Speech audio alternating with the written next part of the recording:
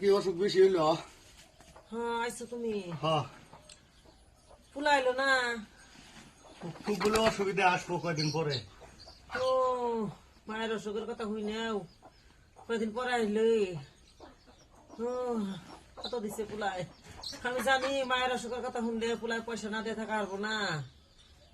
মা মানুষের অসুখের কথা শুনলে পুলাই পয়সা দিবই।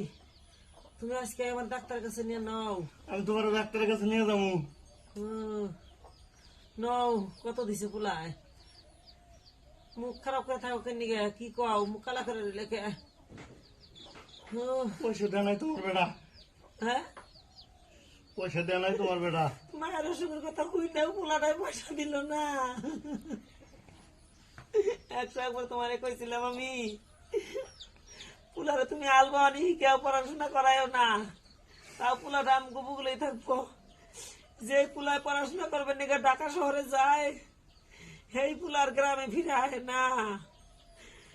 ঢাকা শহরের মেয়ে নোকরা পড়াশোনা ভালো থাকলে ওখানে বিয়ে বহে নিজেকে বাইতেই ঘর জমাই রেখে দেয়।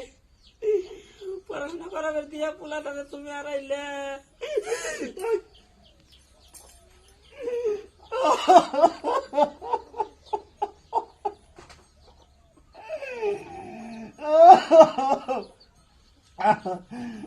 তোর মায়ের দেখবি না।